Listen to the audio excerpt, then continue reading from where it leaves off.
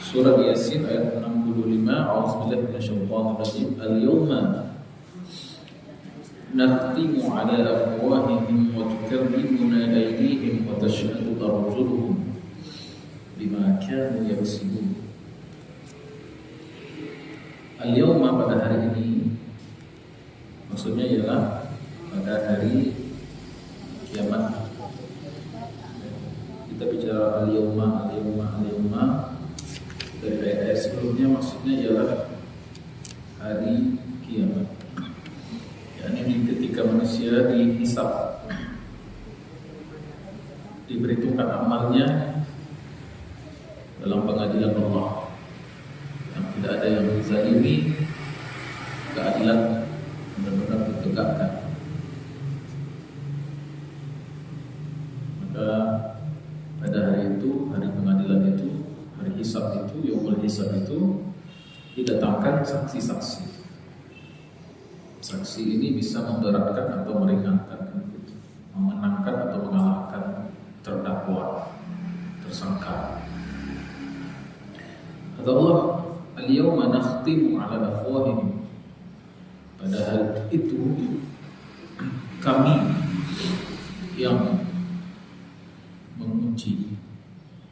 Al-khatab maknanya kuncian. Nakhtimu, kami kunci, kami tutup. Ala afwahihim, atas mulut mereka.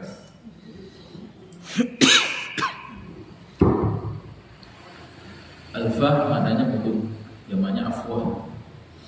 Afwahihim itu mulut-mulut mereka. Siapa mereka di sini? Yaitu siapapun yang dihisab dengan hisab yang berat. Ditutup mulutnya. Kenapa mulutnya ditutup? Karena mulut di dunia suka berdusta. Mulut di dunia suka berbohong. Maka persaksian dari sumber yang bohong tidak dipakai. Persaksian yang dibutuhkan persaksian yang jujur, persaksian yang benar. Sedangkan mulut ini suka berdusta.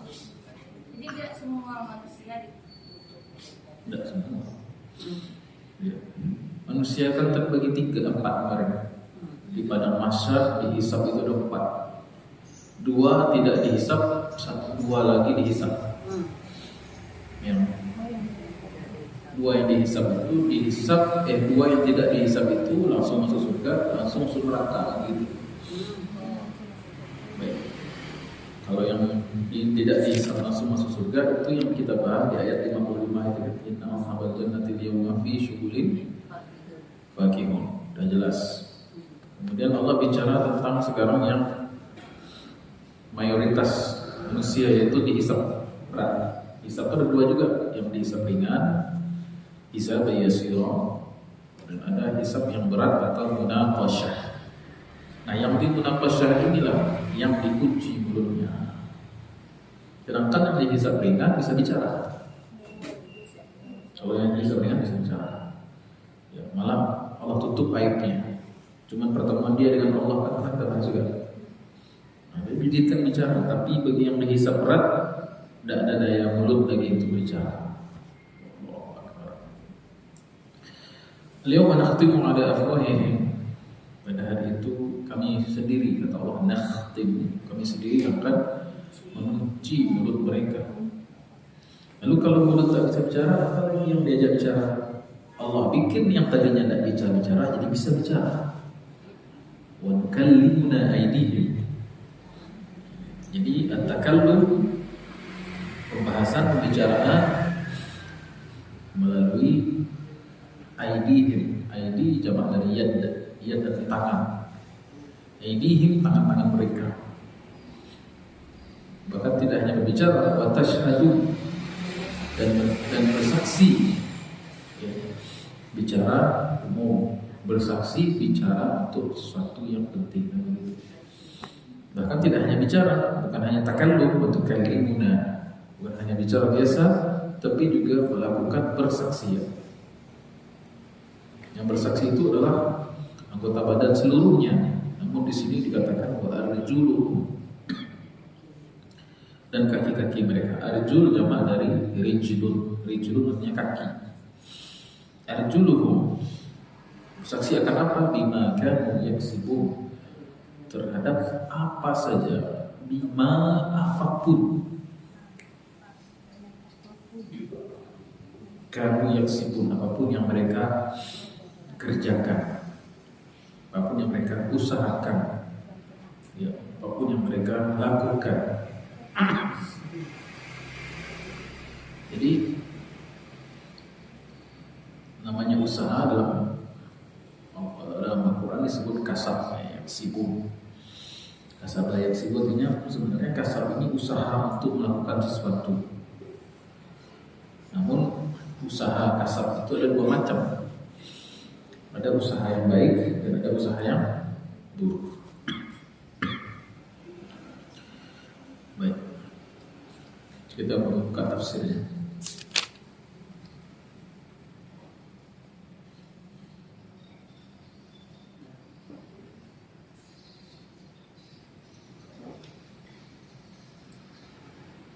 Dikeluarkan juga dari Abu Hurairah, diriwayatkan sebuah hadis dari Abu Hurairah radhiyallahu anhu. Ya.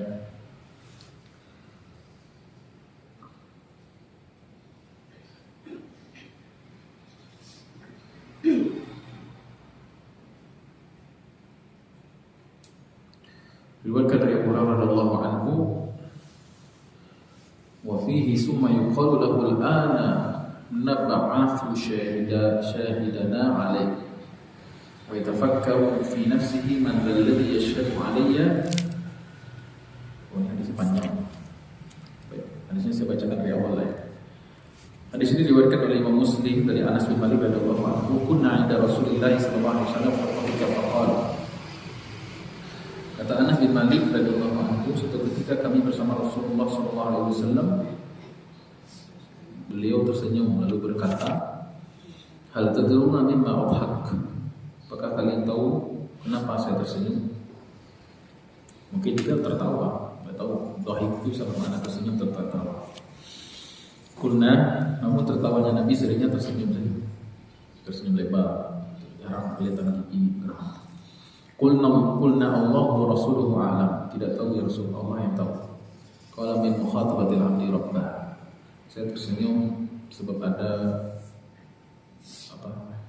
ada suatu peristiwa di hari kiamat di mana seorang hamba nanti ketika dihisab dia mengadu kepada Allah. Yaqulu ya Rabbi alam tujibni min azul. Kata hamba tersebut, ya Allah, alam tujibni min azul, tidakkah engkau berkehendak untuk menyelamatkanku dari kezaliman? Artinya kalau di hari kiamat namanya pengadilan Allah, tidak ada yang dizalimi, tidak akan ada yang memfitnah kita, tidak akan ada yang memberatkan melebihi apa yang dilakukan.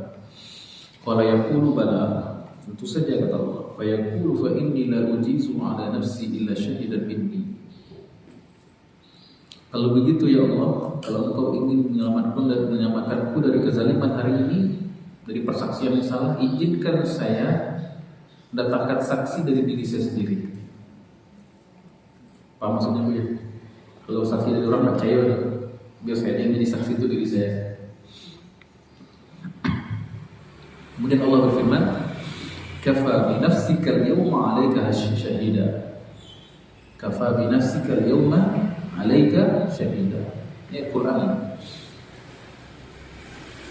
Surah Toha. Kafa bi nafsika al-yawma 'alaika shahida. Cukuplah diri kau sendiri sebagai saksi pada hari ini, kata Allah. Baca roh. Wa bil kiramil katibina syuhudan. Ada tambahan saksi dari malaikat dan enggak mungkin salah. Faqala fayukhtamu ala fihi, maka Allah tutup mulutnya. Ya Bu ya. Nyambung ya hadisnya, paham maksudnya? Halo. Ya. Fayuqalu li arkanihi intiqi, maka Allah berkata kepada anggota tubuhnya, Intiki, bicaralah. Wahai tangan, bicaralah. Wahai kaki, bicaralah. Jadi kalau disebut arkanul badan, maksudnya anggota tubuh yang gerak, tangan, ya, kaki gitu. Faqala fatantiqu bi'amalihi, lalu dia bicara tentang perbuatan orang tersebut selama dunia. Summa yukhalla bainahu wa bainal kalam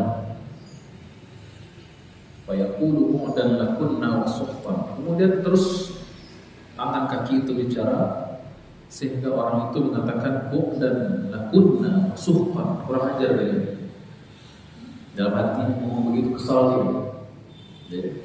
Wah, tangan ini malah nyerap tuannya ini, berkhianat kepada tuannya. Wa suhtan wa antunna kuntu unaqi. Padahal dulu di dunia wah sama-sama berjuang. Padahal di dunia wah sama-sama dulu. Ibu ya. Kompak, kalau berjalan awak seiring, tangan mengayun, kaki melangkah. Orang minta tangan menyuwung dan begitu. Ya. Takana kamar mandi bagai lo kaki kaja. Dan begitu. Selama di dunia kita kompak. Kini baru dah kompak. Itu yang membuat Nabi tersenyum. Ya. Jadi saya ulang lagi, hadisnya cukup panjang.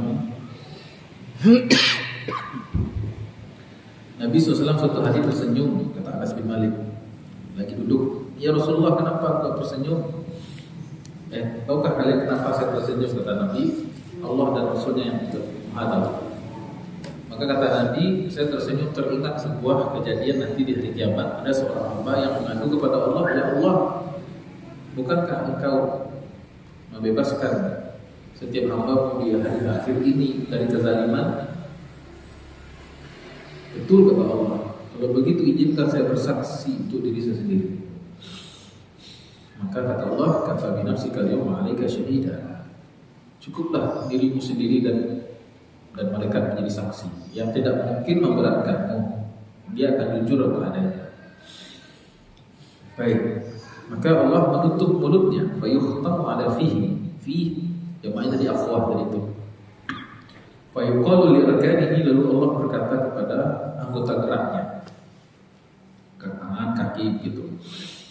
Bicaralah. Maka bicaralah tangan dan kakinya. Kemudian dia berkata, ya, bersaksi tentang amal perbuatan yang salah maupun yang benar, tapi banyak salahnya kayaknya. Kemudian dia berkata, kurang ajar. Ini kaki, ini tangan. Kenapa kalian mengkhianati saya sekarang pada dulu kita kompak? Nah, itu membuat Nabi tersenyum. Dia mau ingin terhindar dari saksi orang lain yang salah, justru saksi yang adil datang dari diri dia sendiri.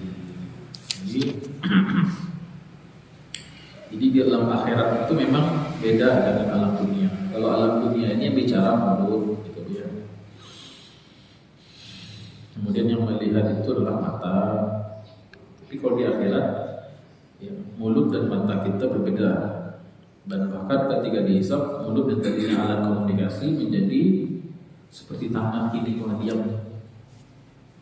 Sedangkan tangan yang tadinya diam ketika di dunia menjadi bisa speak up, bisa ngomong. Dan mereka tidak berbohong, sebagaimana mulut suka berbohong. Baik.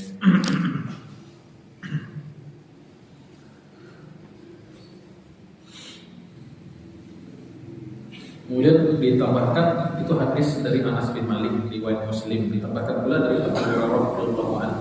Pak, seterusnya hadis tadi, Pak. Udah itu seperti itu. Sampai situ hadis dari Muslim, cuman ada tambahan dari Abu Hurairah radhiyallahu anhu. Ya, ini yang saya mau tambahkan. Ya. Wa fihi summa yuqalu lahu al-ana nab'athu syahidana alaika. Kata Allah di riwayat yang Abu Hurairah, ada hadis yang lain melengkapi. Maka kata Allah, sekarang kami akan munculkan saksi bagi kamu. Ya, kemudian dia berpikir, wa yatafakkaru fi nafsihi man zalladhi yashhadu alayya. Kira-kira siapa yang bersaksi adil untuk diri saya? Fayuhtam ala fafihi, maka mulutnya ditutup oleh Allah. Wa yuqalu fi fakhidhi, maka dikatakan, diperintahkan kepada pahanya. Kalau di ayat tadi apa? Kaki ya.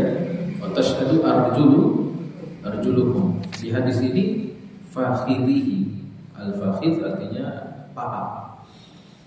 Walahnihi wa idhamihi, dan daging dan tulangnya. Intiki, bicaralah. Fatatiku fagiluhu walahmuhu wa idhamahu bi'amalihi, maka pahanya baik daging tulangnya semuanya bicara. Zalika liyu'mara bi nafsihi wa zalikal munafiq wa zalikal ladzi yasqatu Allahu alaihi. Kata rawi hadis, yang begini ini orang munafik, katanya begitu. Yang begini mendapatkan al-khatab, itu penutupan mulut, itu orang-orang munafik.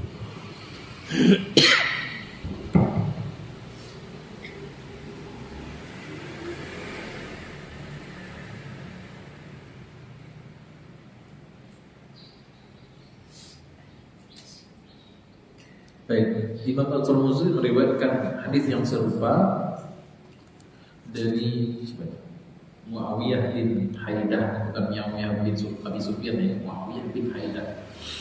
Jadi Nabi SAW, ya, bahwasanya beliau berkata, beliau berisyarat wa asyara bi yadihi ila Syam. Nabi suatu ketika memberikan isyarat dengan tangannya menuju ke arah Syam, utara. Syam itu kini Suriah, Palestina, Lebanon, Jordan. Nabi suatu ketika menuju ke arah Syam, lalu berkata, hahuna ila hahuna tahsyuruna rukbanan wa musyah. Dari sini sampai ke sana kamu akan dibangkitkan pada mahsyar dalam keadaan jalan kaki. Kemudian wa tujarruna ala wujuhihim yaumal qiyamah. Namun ada orang yang diseret, bukan kaki sulang, terus diseret, pakai wajahnya kayak palung. Alhamdulillah. Ala afwahikumul fidam, dan di mulut-mulut mereka ada tutupan. Bentuknya tidak tahu, cuma bahasa Nabi itu fidam. Fidam itu semacam penutup, entah bentuknya mungkin dijahit atau berbagai plester, tak tahu, pokoknya tertutup itu. Ada yang menutup mulut pakai, kalau di film-film biasanya pakai plester gitu, atau pakai kain. Ada yang menutup mulut pada orang yang iseng pakai lem Alteco, dicubuhnya lem Alteco. Ya tidak bisa pakai garam, payah hilang. Tidak menyebutkan tutupannya, tidak tentukan. Tufuna sab'ina ummatan antum khairuhum wa akramahum 'ala Allah. Kemudian kalianlah umat yang paling terbaik dan paling dimuliakan Allah di hari kiamat kelak.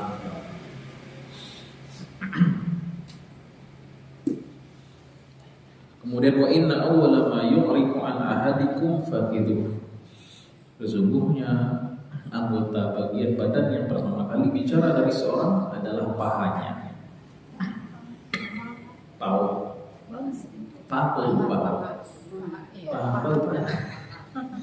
Pawayam, paha.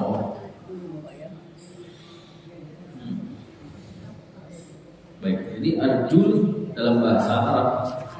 Kalau ayat ketiga itu al-yawma nakhtimu ala afwahihim wa tukallimuna aydihim wa tashhadu arjuluhum. Arjul dalam bahasa Arab kaki, rojul berlaki-laki. Kalau arjul itu jamak rijlun. Nah, beda itu tulisannya sama tuh. Rojulun laki-laki, rijlun kaki. Kalau rojulun jamaknya rijal. Kalau rijlun jamaknya arjul. Arjul itu dalam bahasa Arab mulai dari telah ujung jempol kaki sampai ke pangkal paha, itu namanya rijlun. Dan dalam Quran mengatakan arjuluhum, umum, tapi hadis menjelaskan yang bicara itu adalah paha bagian dari rijlin apa enggak? Bagian dari kaki. Itu. Maksudnya gimana Pak Bro? Apa jawab? Ya, kok paha kan ketutup napak. Dia paha, tadinya pahanya dia tertutup jadi terbuka nanti umumnya. Ya. Ya, bisa bicara dia nanti. Baik. Sebagian ulama malah menjelaskan lebih rinci lagi. Hadis Uqbah bin Amir, sami'tu Rasulullah sallallahu alaihi wasallam yaqul awwalu azmin minal insani yatakallamu yawma yukhtamu 'alal afwan fakhiruhu minal rijlil yusra. Bagian tubuh dari manusia yang berbicara pada saat mulut terkunci adalah paha kaki sebelah kiri. Lebih detail lagi ya. Kaki sebelah kiri. Nah, ilo lah paus sebelah kiri. Uri. Ini kan ini. Usul ilo aja nih. Jadi kalau ayatnya umum, arjuluhum kaki. Maksudnya hadis menjelaskan maksud kaki itu adalah paha. Paha mana? Kiri. Sebagian. Kenapa kiri? Dulu. Itu hadis riwayat Uqbah bin Amir. Hadis yang lain dari Abu Musa al-Asy'ari, inni la ahsabu anna awwala ma yantiqu minhu fahimuhul yumna. Kalau menurut sahabat bernama Abu Musa al-Asy'ari, justru bukan paha kiri, paha kanan. Dua diberikan dua. Ya. Dua-duanya. Nah, pertanyaan ibu tadi apa? Kok pau dan ngecek kan begitu ya? Dibahas para ulama. Dibahas oleh para ulama. Kata Imam Al-Mawardi, fahtamala ayyakuna taqaddumil fakhzil bil kalam ayyakuna taqaddumil fakhzi bil kalami ala sa'il a'dha. Kemungkinan, tidak pasti kan. Beliau mengatakan ihtamala itu artinya kemungkinan sih gitu. Kemungkinan. Beliau berijtihad. Beliau itu tidak memastikan tapi berijtihad. Hikmahnya apa? Jadi kok tidak pasti gitu ya. Kok hikmah? Fahtamal ayakun taqaddumil fakhzi bil kalam ala sayyidil a'dha. Kemungkinan kenapa yang bicara itu paha dibandingkan bagian anggota badan yang lain. Kata beliau, li'anna ladzata ma'asihi yudrikuha hawasihi allati hiya fi syatr al-a'la min jasadihi wa aqrab a'dha'i syatr al-asfal minha al-fakhdhu. Fajaza liqurbihi minha ayataqaddam fi syahadati 'alaiha. Kata beliau, disebabkan karena kenikmatan maksiat itu, kenikmatan orang berbuat salah dosa itu didapati atau dirasakan oleh anggota badan yang sebelah atas. Allati hiya fi syatril a'la. Syatril a'la itu artinya pinggang atek. Orang kesalahan itu biasanya kok, misalnya matanya, telinganya, kepala mikirnya, tangannya, mendatar tangannya, ya berbuat zalim, mulutnya suka empat misalnya. Ya. Kan umumnya maksiat itu adalah bagian syatr a'la, bagian atas badan, itu pinggang ke atek. Gitu. Maka yang menjadi saksinya di bawah. Nah, gitu. Dan yang paling dekat dengan bagian atas tubuh adalah paha. Paham maksudnya di sini? Jadi kalau dibagi dua tubuh manusia itu, anggap kok tubuh manusia ya, kok pinggang, kok pinggang. Bagian itu bahasa Arabnya syatr, bagian. Nah, jadi kata Imam Al-Mawardi tubuh manusia itu dibagi dua. Ini bagian atas syatr a'la bagian atas, kemudian syatr sufla bagian bawah. Nah, yang melakukan maksiat itu biasanya adalah bagian ate kapalo isino, mato talingo, mului, gitu kan, tangan, perut, gitu kan. Maka yang menjadi saksi adalah yang di bawah, dan yang paling dekat dengan bagian atas tubuh paha. Sampai segitunya beliau berpikir ya. Detail gitu, mawar-mawarnya gitu.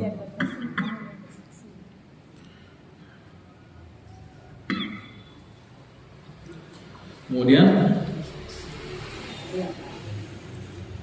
fajaza liqurbihi minha yataqaddam bi syarati 'alaiha qala taqaddamat yusra.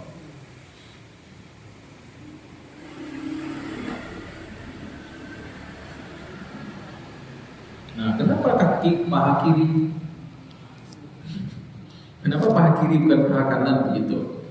Kata beliau, masih lanjut nih. Di anna syahwata fi mayaminil a'dha aqwa minha fi mayasiriha. Karena syahwat nafsu itu pada tubuh manusia dominannya itu kuat sebelah kanan. Kurang banyak tulis sama kiri tengah kanan tuh. Mato ma fokusnya yang paling banyak fokus kanan kiri. Kanan, pokoknya di banyak kanan ibarat. Jadi kata beliau, anggota badan sebelah kanan ini lebih aktif dibandingkan anggota badan sebelah kiri. Makanya yang menjadi saksi itu paha kiri gitu ya. Sebegitunya ya. Wa bidzalika taqaddamat al-yusra 'ala al-yumna li qillati syahwatiha. Oleh karena itu paha kiri yang bersaksi. Tapi ini perkiraan, tidak pasti, bukan qat'iyah. Perkiraan. Nah, kemudian Imam Al-Qurtubi membahas kenapa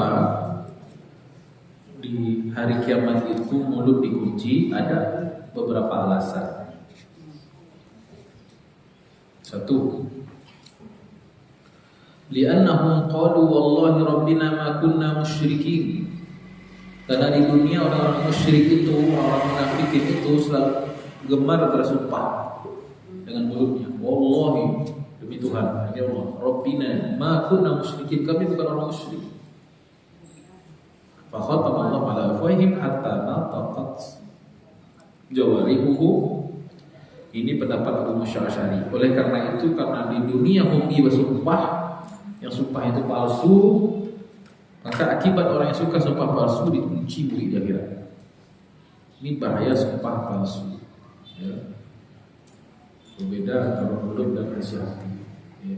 Jangankan bersumpah bohong saja di sisi Allah dosa besar. Ini sumpah palsu lagi. Banyak orang masuk penjara bahkan terhukum gara-gara ada yang memfitnah. Maka ketika di akhirat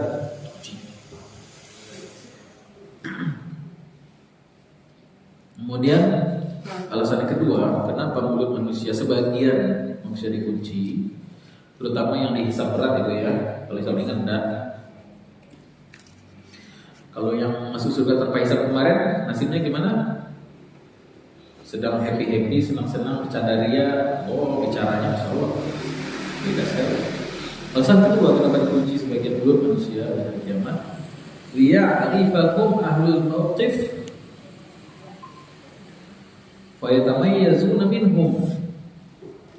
Wah, ini yang agar di akhirat itu orang bisa tahu identitas orang lain. Jadi dicari kawan sebelah dulu itu kunci lari cepet. Iya, itu terjemahannya.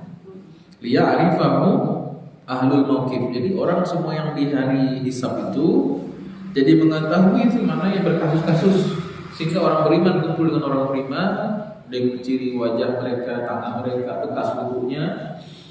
Mereka lari dari orang-orang yang dibangkitkan dalam keadaan yang aneh-aneh. Kan sudah dijelaskan pada pertemuan sebelumnya, ada dibangkitkan dalam perut besar, ada dibangkitkan dalam keadaan mabuk, orang makan riba, ada dibangkitkan dengan kepala binatang, ada yang dibangkitkan dengan mulut terkunci. Maka kalau melihat orang terkunci, capek lagi, jangan kumpul dengan mereka. sebagian ulama. Ibnu Ziyad. Tapi kan dia disuruh Allah bisa kan Pak. Jadi suruh, terus gimana cara kita misahkan diri? Itu harus ada identitas. Wajar orang mengelompokkan diri. Sebutnya anak TK, SD, SMP, berbaris SD di sini. Baca lihat awal seragamnya merah-merah SD. Biru-biru itu SMP kan gitu. Yang berjilbab di bersih gitu ya. Alasan yang ketiga, li'anna iqrar ghairi natiqi ablagu fil hujjati min iqrari natiq. Kata beliau, pengakuan anggota badan yang tadinya tidak bicara lalu bisa bicara lebih kuat dalam argumen dibandingkan anggota tubuh yang tadinya bisa bicara. Baik. Jadi kalau yang biasa, ya mirip-mirip ya dengan yang nomor 1 tadi itu. Pengakuan orang yang atau sesuatu yang tidak bicara, mereka disuruh bicara maka mereka akan menyampaikan sesuatu dengan jujur dibandingkan sesuatu yang sudah pengalaman bicara.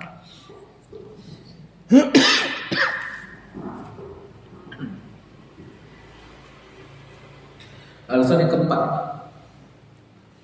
liya'lama anna a'dha'ahu allati kanat lahu a'wanan fi haqqi nafsihi sarat 'alaihi syuhudan fi haqqi rabbih.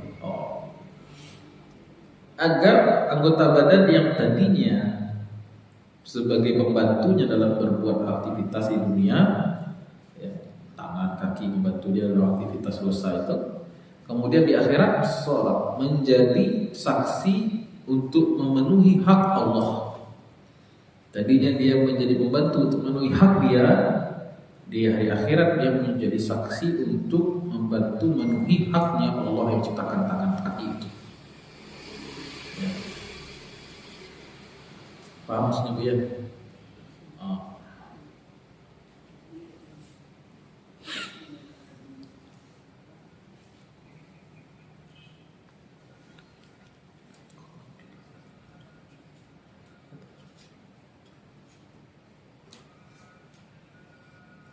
Baik, kemudian ada di pembahasan ulama berikutnya kenapa tangan disebut takallum. Wa tukallimuna aydihim, tangan itu bicara, tapi kenapa kaki bersaksi? Wa tashhadu arjuluhum. Bahkan wa tukallimuna aydihim wa arjulihim misalnya. Wa arjulahum itu misalnya. Kenapa harus dibedakan antara tukallimuna dengan tashhadu? Bicara beda dengan persaksian kan? Semua persaksian pasti bicara, tapi tidak semua pembicaraan itu persaksian atau saksi. Kenapa dibedakan? Qila dikatakan, ulama membahas sampai segitu ya. Li'anna al-yadda mubashiratun li amali. Karena tangan itu langsung turun serta dalam perbuatan. Sedangkan kaki itu hanya hadir saja. Ya. Membawa ke sana. Iya, tapi kan lebih pasif. Lebih pasif dibandingkan tangan. Apalagi pahu ya. Lebih pasif dibandingkan tangan. Sedangkan tangannya aktif. Maka qaulul hadir ala ghairi syahadah. Dan orang yang lebih pasif itu lebih pas menjadi saksi dibandingkan pelaku langsung. Ibu ya. Kaki yang bawa Pak. Betul. Makanya kita katakan lebih pasif. Kaki ini kan hanya di bawah saja, sedangkan tangan itu langsung bekerja. Lebih aktif tangan itu, maka tangan itu bicara, menceritakan secara detail karena dia pelaku. Sedangkan kaki lebih pasif. Yang pasif ini cenderung untuk bersaksi.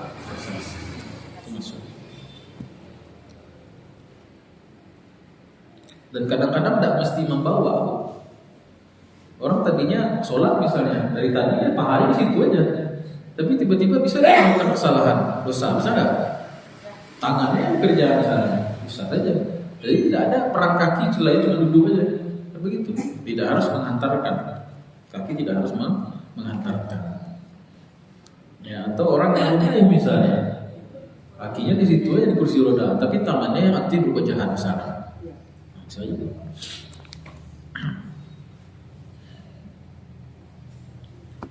Luar biasa ya. Ya. Orang ngaji juga Pak Ustaz, katanya rambut yang menjadi saksi. Gimana tuh? Pernah ngaji juga dengar orang rambut yang menjadi saksi itu katanya. Kalau rambut apa yang Baik. Kalau kita bicara saksi ya, semua hal menjadi saksi. Wa kafa billahi syahida. Al-Quran dikatakan wa kafa billahi syahida. Saksi yang paling tinggi itu Allah sebenarnya. Kemudian saksi yang kedua Nabi Muhammad SAW. Disebutkan dalam surah An-Nisa ayat 1 itu. Fa kaifa ji'na min kulli ummatin syahida wa ji'na bika 'ala haula'i syahida. Fa kaifa idza ji'na min kulli ummatin bi syahid. Salah ya. Wa kaifa ji'na min kulli ummatin bi syahidin wa ji'na bika 'ala haula'i syahida. Seluruh nabi itu menjadi saksi. Dan engkau, itu bedanya Nabi dengan Nabi Muhammad, dan seluruh Nabi dan Nabi Muhammad SAW. Kalau seluruh Nabi, kecuali Nabi kita, menjadi saksi untuk satu umat. Nabi Musa menjadi saksi berumatnya saja, Nabi Nuh manusia saja, Nabi Isa manusia saja. Tapi wajib Nabi kita akan menjadi datangkan engkau wahai Muhammad sebagai saksi untuk seluruhnya. Jadi saksi itu adalah Allah satu, kemudian kedua para Nabi dan Rasul, kemudian Nabi Muhammad SAW. Kemudian orang beriman bisa jadi saksi untuk orang beriman yang lain. Ayatnya begitu. Qul malu fasayarallahu a'malakum dan berbuatlah kata Allah. Fasayarallahu a'malakum wa rasuluhu wal mu'minun. Bekerjalah, berbuatlah kata Allah sekanda hati, nanti Allah akan melihat, para rasul melihat, dan orang-orang beriman melihat. Orang beriman jadi saksi. Dalam surat Iza zulzilatil ardu zilzalaha wa akhrajatil ardu asqalaha wa qala al-insanu ma laha yawma idzin tuhadditsu akhbaraha. Pada hari itu bumi menjadi saksi buat orang yang berbuat di atasnya. Bumi menjadi saksi juga. Jadi intinya dalam Quran itu semua benda makhluk bisa menjadi saksi. Cuman konteksnya sekarang kenapa dibahas kaki, tangan? Saksi yang berasal dari tubuh kita sendiri kan gitu.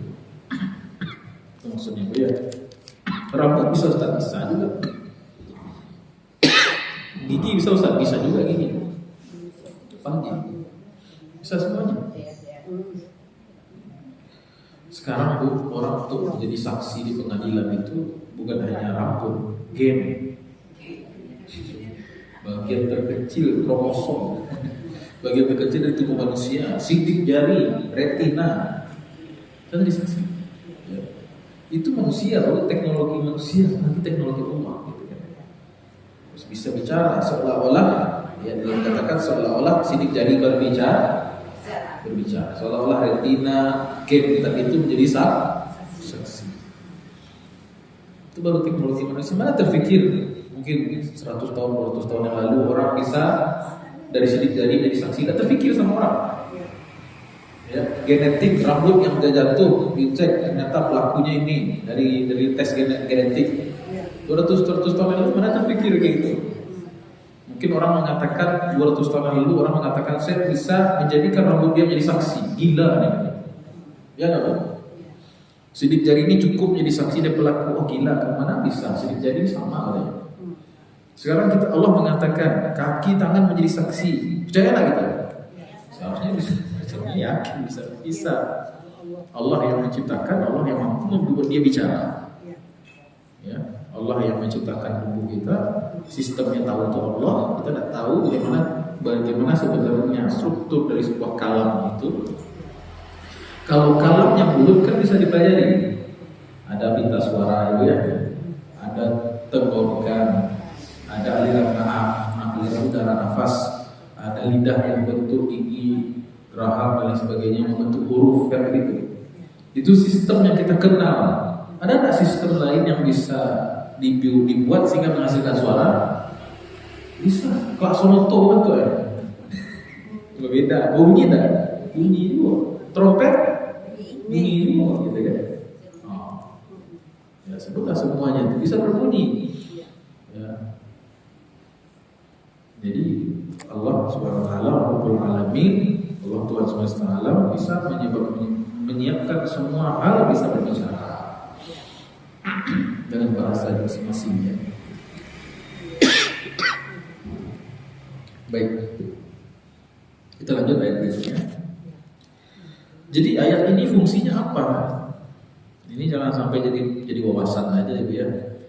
Ayat 65 ini membuat kita lebih waspada, lebih takut bahwa bebek salah tuh kan. Meskipun orang tidak melihat, meskipun kita lolos mungkin dari pengadilan dunia, tapi kalau kita baca ayat ini ngiri juga kan. Oke.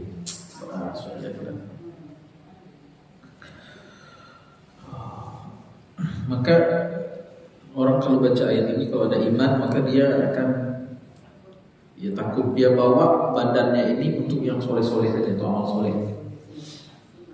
Kalau waktu untuk sholat misalnya, waktu kaki waktu tangan waktu untuk berzikir, untuk baca Quran, untuk mengaji, wahayunkan dia untuk datang pengajian. Jadi saksi nanti, saksi, tapi saksi yang membahagiakan, yang menangkan kita. Ya. Awak di pengadilan itu tak tahu bahwa itu pengadilan Allah betul-betul. Kasus awak misalnya kan di pengadilan akhirat, di dunia aja awak diadili di pengadilan tinggi gitu kan. Sementara semua tak ada saksi awak seorang pengacara tak bisa pula banyak menolong. Ternyata tiba-tiba datang saksi yang menolong awak seorang, saksi hidup. Tenang tak kita, bahagia tak kita? Jelas. Kiranya dulu datang saksi membarikan dulu dulu. Nah itu masalah repot. Jadi ayat ini menjadi dasar pentingnya melibatkan tangan dan kaki dan anggota badan yang lain dalam berbuat amal soleh. Makanya itu sebagai ulama mengatakan mana yang lebih afdol membaca Quran dengan hafalan atau mencelik Quran. Ulama beda pendapat. Mana lebih afdol orang sholat pakai hafalan, baca Al-Baqarah habis, ya? Atau yang melihat Quran? Berbeda pendapat ulama. Ada yang mengatakan lebih afdol dengan hafalan. Kenapa? Orang tak mungkin hafal kecuali dia banyak baca, banyak ulang-ulang.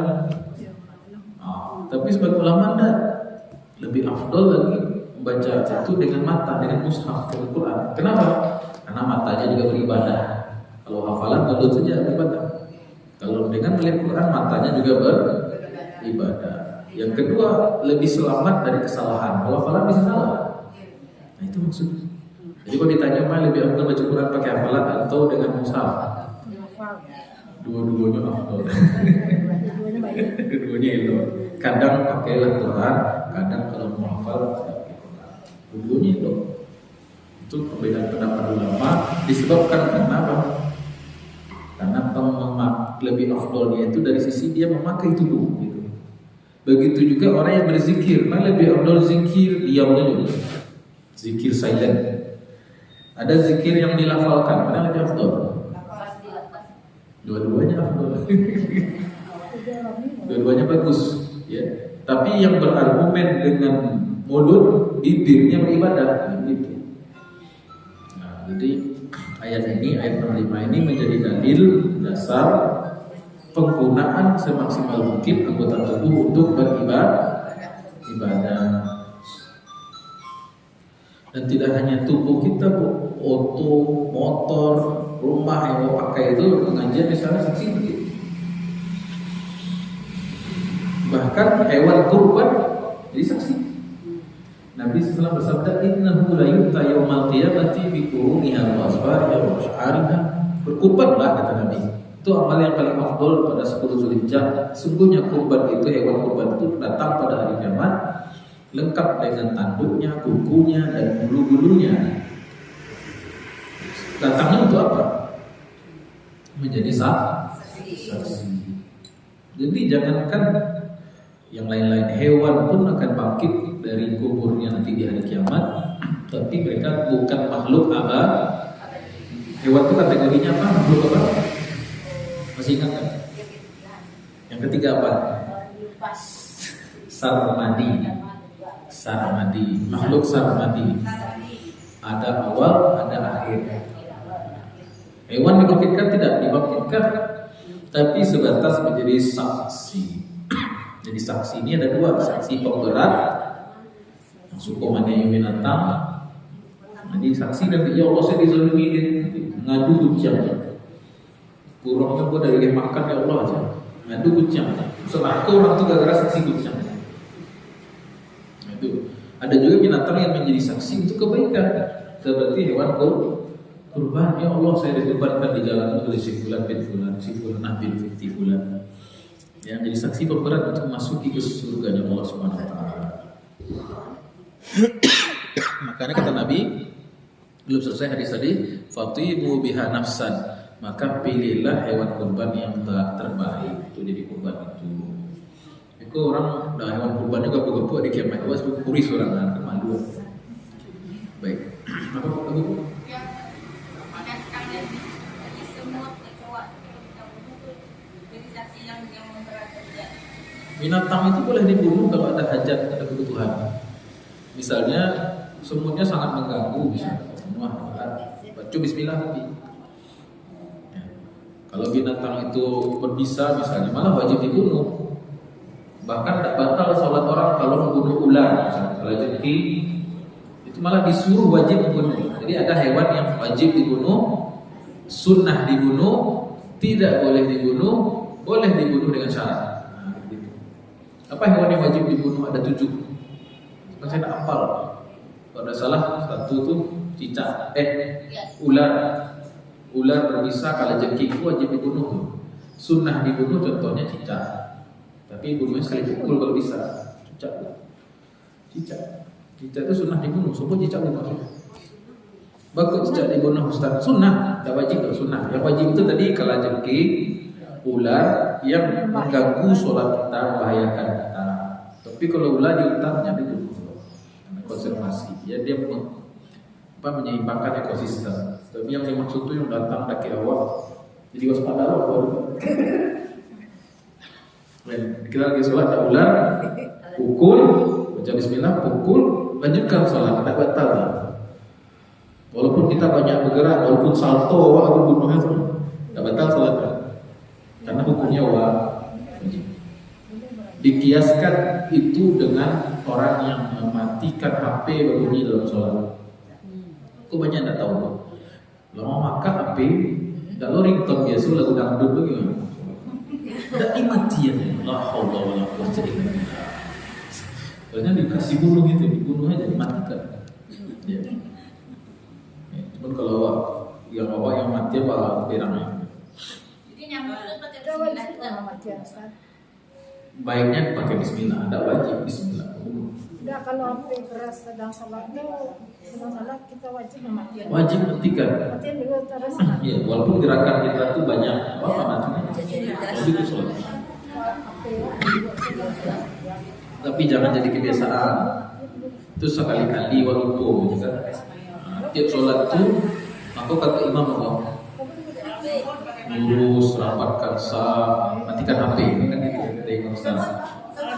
Itu bid'ah tuh ada zaman Nabi gitu tuh. Itu ada zaman Nabi. Semua maksudnya gimana bro? Kan itu prinsipnya. Binatang tuh tak boleh dibunuh kecuali ada keperluan. Kalau semut itu merajalela, baca bismillah. Bisa diusir-usir, bisa disapu-sapu. Ya. Tapi semut itu mudah di sini. Tapi kalau kita iseng misalnya, ya, sengaja bawa pipis di sarang sawi gitu misalnya. Itu kan berdosa. Itu bangkit dari zaman di ngadu sama Allah. Ya Allah, dia bikin desa kami tsunami katanya.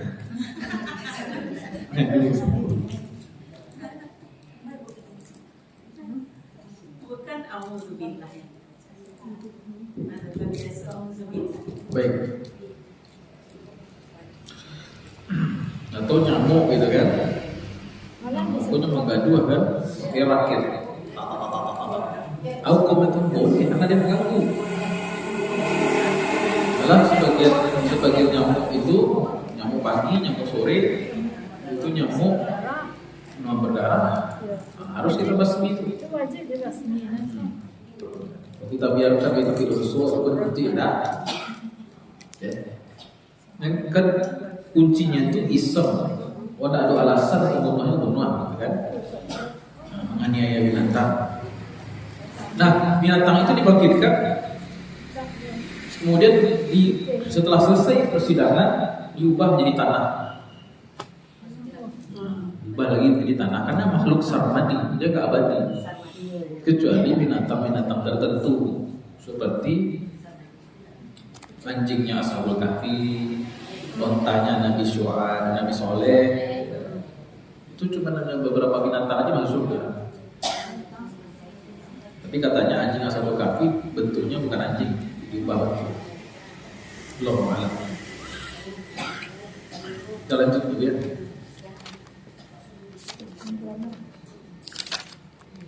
Bagaimana tadi?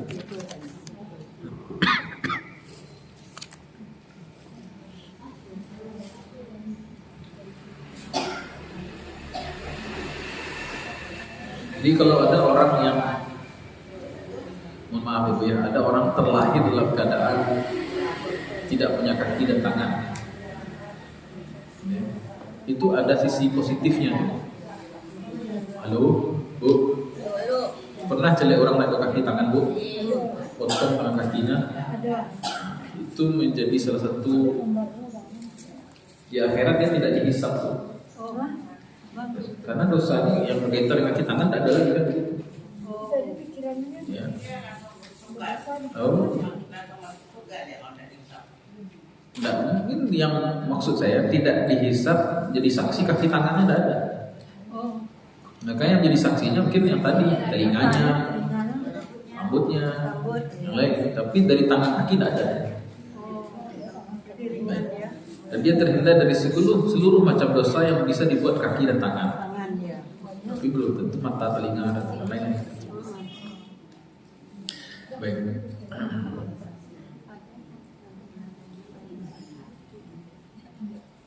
Dan dia terbebas dari anggota wudhu yang dua. Orang kalau tidak ada kaki tangan banyak wudhu. Kakinya tangan potong sih kok. Anggota wudhunya cuma 3 berarti. Rukun wudhu tinggal 3. Niat, wajah, tertib udah. Saya kepala, ya. Kepala tertib 4, ya. Cuma niat, kemudian muka, kemudian kepala, dah tertib. Selesai. Diwudukan ada wudhu sendiri, belum malu atau kayak kerang.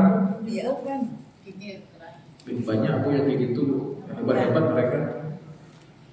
Kemarin saya lihat video ada ibu yang tidak ada tangan, pakai kaki dia punya bayi, bayinya dia ganti popok, dia bedakin, dia makan semua pakai kaki. Masya Allah, luar biasa pahala orang kayak gitu sama. Bahkan banyak yang jadi motivator. Jadi motivator, nggak ada tangan kaki bisa berenang kan tuh. Allah syukur kita. Baik.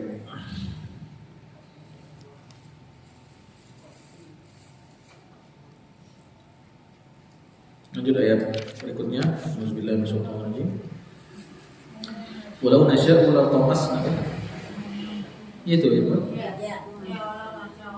Ini nomornya sering error.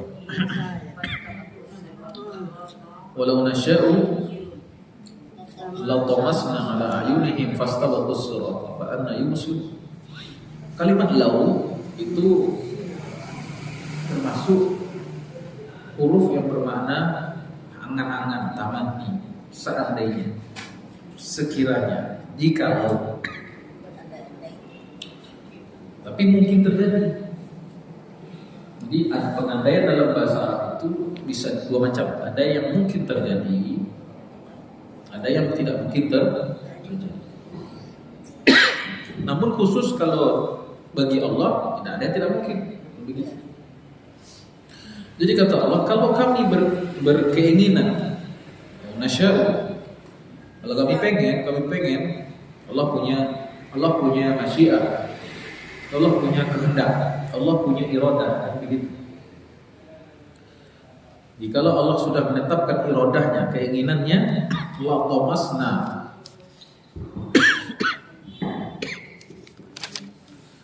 tamasna ala a'yunihim. Tamassa yatmisu itu kami butakan. Kalau terjemahnya apa sih itu? Hapuskan ya. Kami hapuskan mata mereka, kan begitu. Ayun jamak dari ain. Maksudnya ialah bukan sekedar buta. Kata tamassa yatmusu itu maknanya ialah orang yang tidak memiliki cekungan, tidak memiliki bolong rongga mata. Jadi data sih gitu. Gimana data mata gitu. Kalau orang misalnya masih ada rongganya, ada matanya, kemungkinan bisa ada peluang sembuh. Kemungkinan bisa transplantasi mata, gitu ya. Ikut nggak ada data aja gitu. Itu mana tomasa. Jadi kalau Allah berkehendak, seseorang itu bisa data sih gitu. Ya. Secara bahasa memang artinya buta, tapi lebih detail lagi maknanya itu adalah orang yang tidak memiliki rongga mata, data saja. Ini kalau kata Imam Qurtubi, allazi laisa fi 'ainaihi syaqqun, syaqq artinya rongga. Namun kata Ibnu Abbas, maksud la tamasna di sini ialah la a'mainahum 'anil huda. Mereka itu tidak mampu untuk melihat kebenaran. Kalau lebih dalam lagi, mereka sangat-sangat tidak ada kemungkinan untuk mendapatkan hidayah. Karena ini bukan sebarang buta benar-benar total. Itu ibaratnya Allah Subhanahu wa taala ketika menerangkan orang-orang kafir gitu. Fala yahtaduna abadan ila tariqil hidayah haq. Ila tariqil haq. Maka selamanya mereka tidak mendapatkan petunjuk ke Islam.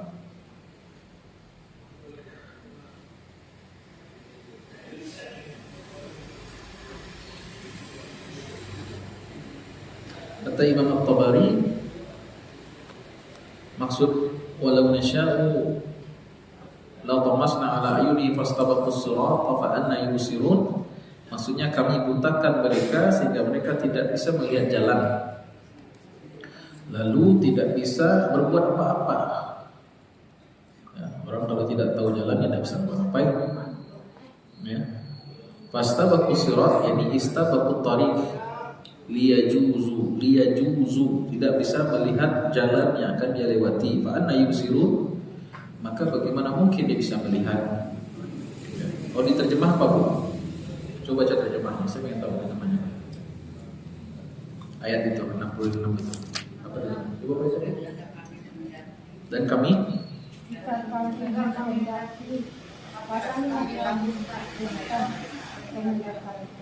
mereka berlomba-lomba mencari jalan, maka bagaimana mungkin mereka dapat melihat? Ya, fastabaku dari kata sabaqa yusabiqu istabaqa artinya mencari, saling mencari ada jalan. Nah, bagaimana mungkin bisa mereka mencari jalan kalau mata saya tidak ada? Fa anna yubsiru itu bertanya, fa anna yubsiru, bagaimana mereka bisa melihat? Nah, maksudnya ialah famin aina tubsirun, doanya macam ini. Maksud fa anna tubsirun itu famin aina tubsirun, bagaimana, dengan apa mereka bisa melihat? Ya. Jadi orang bisa melihat ini Bu, banyak faktornya. Sistem yang begitu kompleks. Ada mato harus sehat. Sehat sih mato ada cukup kan. Mato harus tersambung dengan syaraf otak. Kalau syarafnya putus, adapun mato tidak bisa bekerja. Atau mato ada, saraf ada, otak stres, otak koslet, itu tidak bisa ada. Atau mato saraf semuanya sehat, ruangan gelap, Anda bisa juga melihat. Jadi macam-macam. Ya, atau dia bisa melihat, tapi dia dalam kondisi pingsan, cahaya terang misalnya, Anda juga bisa melihat. Jadi kalau kita belajar fisika optik ya, fisika optik itu kita ngerti tuh. Ketika sebuah cahaya mengenai sebuah benda, maka pantulan cahaya di benda itu yang masuk direkam oleh mata, masuk ke mata, disetorkan melalui retina ke syaraf. Syaraf otak ini menangkap benda itu karena dicembung, menangkap benda itu terbalik. Tapi syaraf kita ini ada sistem otak yang bekerja untuk menyadarkan, kita balik kepada tema adil dulu ya. Itu 0,00 sekian detik kerajunya. Kecepatan syaraf mata otak itu untuk menangkap benda itu secara benar, lebih mewah, itu per sekian milidetik. Kalau tidak ada sistem syaraf itu cuma mata saja, maka akan balik ke bawah. Atau dia ada gangguan di ketebalan retina atau cekungannya, maka bisa tidak fokus. Karena setengah minus setengah. Karena memang lensa itu sudah tidak kurang fleksibel lagi. Ada yang minus 5, minus 3, 8 gitu. Jadi bersyukur pada Allah atas nikmat mata itu. Bala nikmat mata itu sebenarnya kalau ingin diganti sama ibadah, kata sebuah riwayat dicantumkan, diriwayatkan dari Nabi SAW, 500 tahun ibadah nilai kegiatan. Pernah saya ceritakan di sini Bu ya. Ada seorang ahli ibadah yang dari kalangan Bani Israel, dari umat terdahulu, mungkin zaman Nabi Nuh atau pasca Nabi Nuh, umurnya itu ratusan tahun umat terdahulu. Dia beribadah kepada Allah 500 tahun, puasa sepanjang hari, tahajud sepanjang malam, tak putus ibadahnya. 500 tahun ibadah dulu. Di akhirat kata Allah, masuklah surga dengan rahmat-Mu, kata Allah. Protes dia, ya Allah, masuk surga saya dengan amal saya 50 tahun gitu. Tak mau dia dengan rahmat Allah, dengan amalku. Kemudian, malaikat tolong hitung kalkulasi ibadah dia, nilai ibadah dia dengan nikmat yang dia peroleh selama di dunia. Ternyata ibadah dia 500 tahun itu hanya setara untuk membayar nikmat melihat. Baru dia bisa lihat nikmat mencium, nikmat meraba, nikmat berjalan, nikmat berfikir, nikmat bernafas, nikmat mencerna, nikmat makanan, nikmat keluarga, nikmat yang lain belum lagi. Akhirnya apa? Masuk dia ke neraka. Dia tekor. Ya. Baru dia bersorak, ya Allah, masukkan saya dengan rahmat-Mu. Tak jadi ya Allah, dengan rahmat-Mu sajalah masuk surga ya Allah. Masuk surga dengan rahmat dari tadi kayak gitu kan. Makanya kata Nabi kan mengatakan, la yadkhulu ahadukum al-jannata bi'amalihi. Tidak satu pun dari kalian yang masuk surga dengan amalnya. Tapi kita beramal dalam rangka memancing rahmat Allah. Mengundang amal. Apalagi awak yang umurnya cuma 60-70 tahun baru dipotong masa balik lagi. Lalu dipotong makan, minum, lalu main WA. Lalu pakai ibadah ke surga dengan rahmat Allah. Baik. Ada pertanyaan di sini? Sampai jam berapa kita? 9:30, 10. Cukup. Ya tadi pukul 8 mulai. Saya sih bisa aja Ibu. Iya, sudah. Sudah cukup dah jam. Iya, sejam. Alah.